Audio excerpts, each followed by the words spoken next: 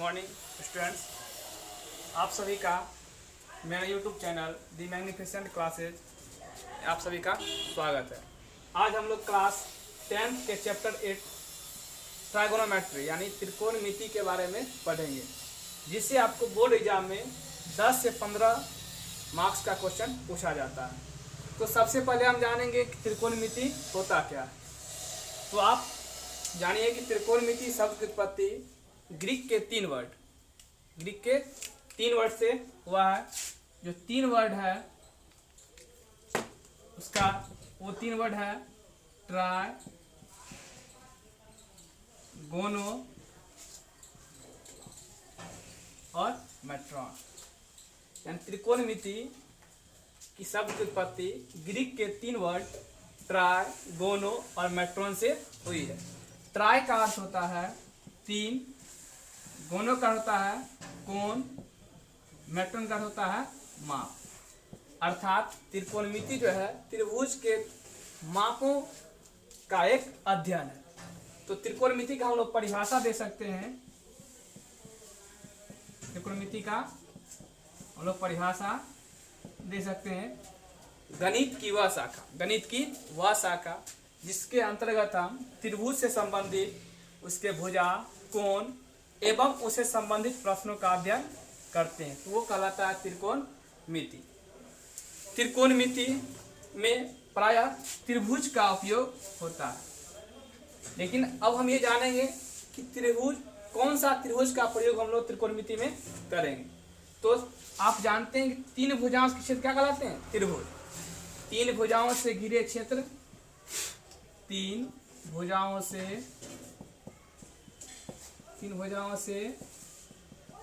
घिरे क्षेत्र को त्रिभुज कहा जाता है।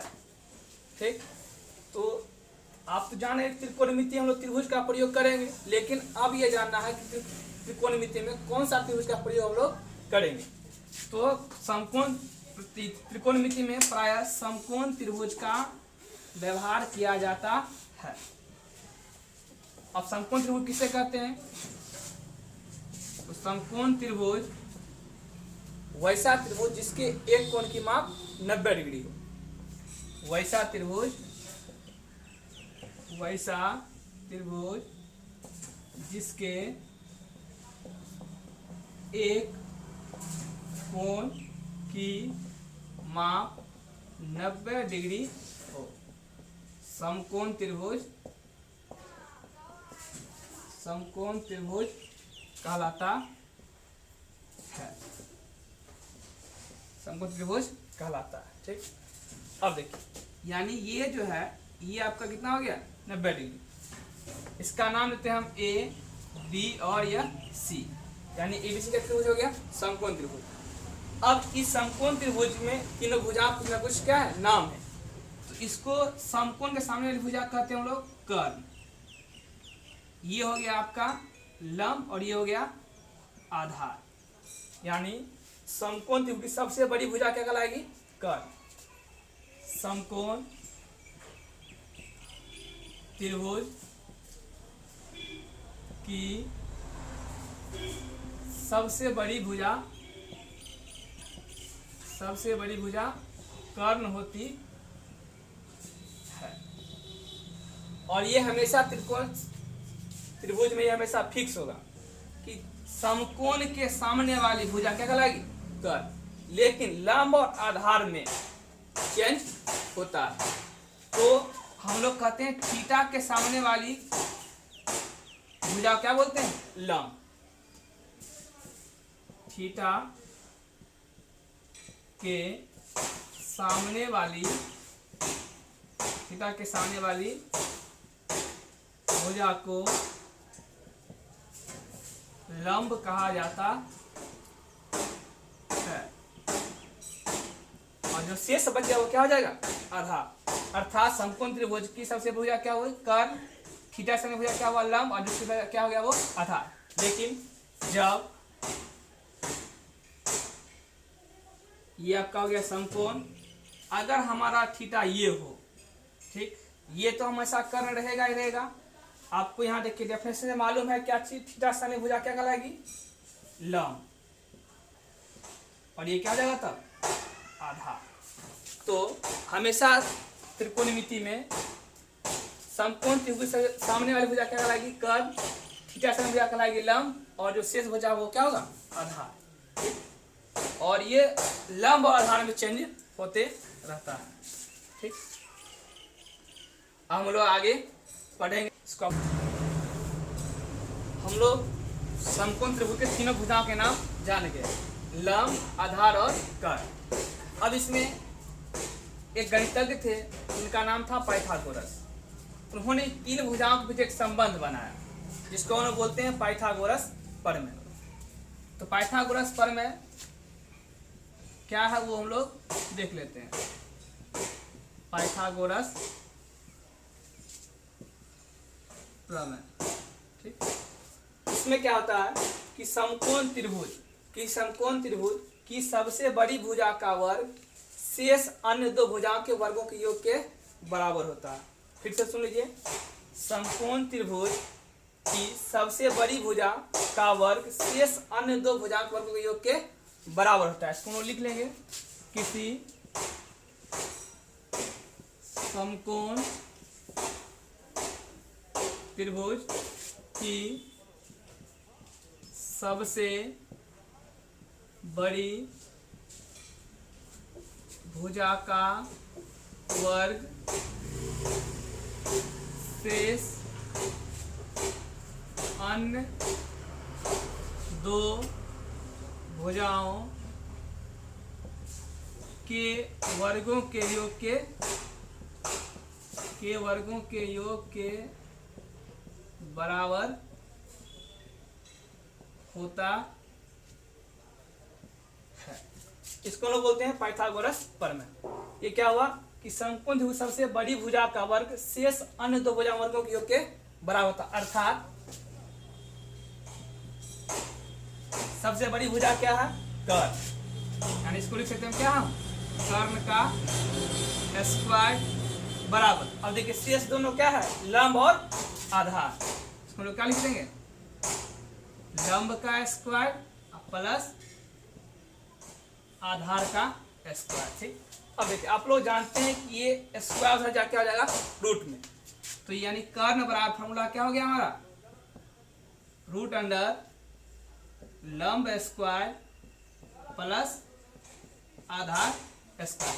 इस तरह पुनः फॉर्मूला निकाल सकते हैं आप लोग, लंब बराबर क्या हो जाएगा तब,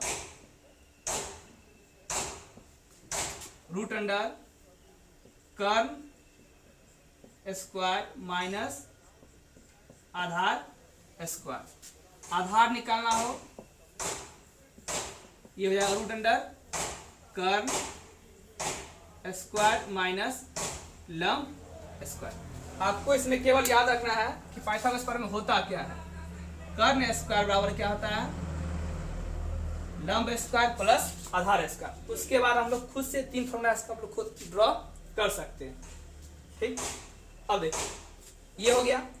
और इस सवाल में हमेशा, इस चैप्टर के सवाल में आपको कोई दो भुजा दिया रहेगा और तीसरा भुजा हम लोग इस फॉर्मूला से ज्ञात करके तब सवाल को हम लोग सॉल्व करेंगे। तो तीनों का फॉर्मूला निकालने का, यानी कर्ण बराबर क्या हो जाएगा, रूट अंडर लंब स्क्वायर प्लस आधार स्क्वायर। लंब बराबर हो जाएगा कर्ण स्क्वायर माइनस आधार स्क्वायर, आधार वाला रूट अंडर कर्ण स्क्वायर माइनस लंब स्क्वायर। ठीक, अब हम लोग आगे पढ़ेंगे त्रिकोणमितीय अनुपात। हम लोग पढ़ेंगे त्रिकोणमितीय अनुपात। त्रिकोणमितीय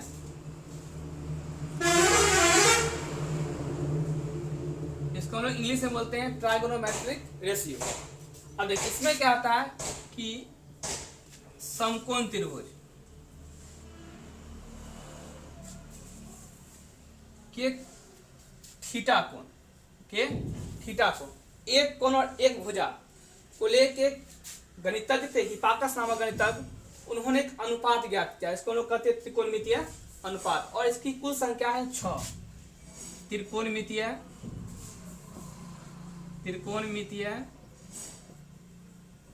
त्रिकोणमितीय अनुपात कुल 6 होते हैं।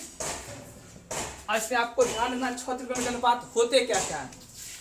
एक पहला है साइन, फिर है कॉस, फिर है टेन, फिर है सेक, फिर है कॉसेक, फिर है कॉट। अब देखिए कितना हो गया ये, 1 2 3 4 5 और 6, यानी त्रिकोणमितीय अनुपात की कुल संख्या कितनी हो गई, 6। अब इसका नाम को मालूम है, यह क्या है, लंब, ये क्या है, आधार, और ये क्या है, कर्ण। तो इसमें हम क्या करेंगे, कोई एक कोण और एक भुजा को लेके एक अनुपात बनाए, इसको कहते हैं त्रिकोणमितीय अनुपात।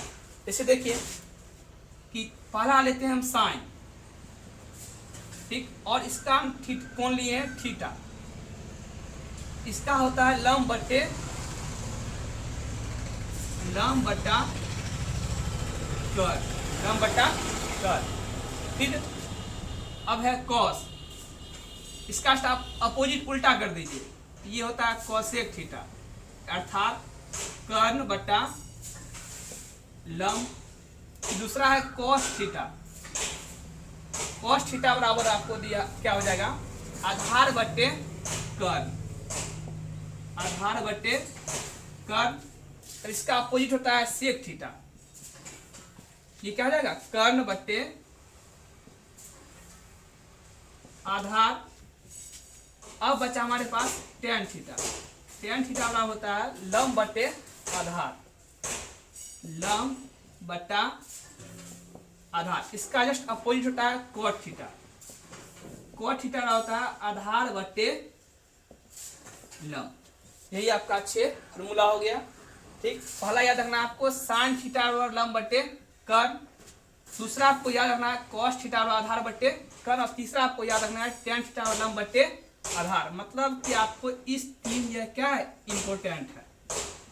इसके बाद आप इसका अपोजिट करके 3 याद रख सकते हैं। आपको ध्यान रखना चाहिए कि साइन का रिवर्स क्या हो जाएगा, कॉसेक थीटा, कॉस का हो जाएगा सेक थीटा, और टेन का हो जाएगा कॉट थीटा। अब देखिए इसमें क्या होता, अब यहाँ ये थीटा था, लेकिन जब हम ए बी सी, लेकिन जब इस एंगल की बात करेंगे फिर हमारा क्या हो जाएगा, चेंज हो जाएगा, ठीक। और चर्चा करेंगे किस कोण का, हम यहाँ का। हम थीटा लिए तो ये क्या हुआ, साइन बराबर क्या हुआ, लंब बट्टे कर्ण, कॉसेक हो गया कर्ण बट्टे लंब, कॉस थीटा हो गया आधार बट्टे कर्ण, सेक हो गया कर्ण बट्टे आधार, टेन हो गया लंब बट्टे आधार, और कॉट हो गया आधार बट्टा लंब, ठीक। लेकिन अब इसका अपोजिट रिवर्स चलेंगे, ठीक है। यानी हम थीटा अगर यहाँ लेते हैं तो आपको बताए थे हम थीटा जब लेंगे तो क्या आपस में हो जाएंगे, चेंज हो जाएंगे, आधार वाला लंब और लंब वाला आधार, ठीक,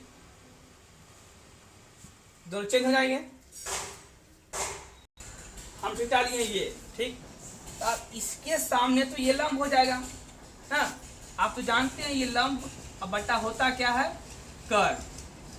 आखिर लंब का नाम क्या रहेगा, तो BC, और कर्ण का नाम क्या है, इसका अपोजिट क्या रहेगा, तो AC बट्टा BC। अब देखिए कॉस देना ना, अब कॉस बराबर क्या जानते हैं, आधार बट्टा कर्ण। लेकिन हम चर्चा किए इस कोण का, इसके लिए आधार क्या होगा, ये होगा, यानी इसका क्या हो जाएगा, AB बट्टा AC। इसका अपोजिट AC बट्टा AB, ठीक।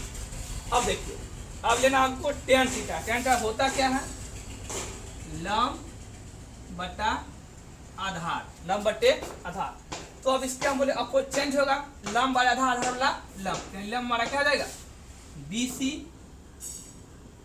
और आधार क्या हो जाएगा, AB, और जिसका अपोजिट क्या हो जाएगा, AB बट्टा BC, ठीक।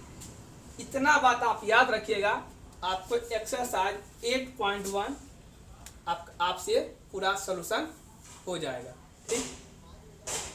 इसको हम लोग देखेंगे अब आगे।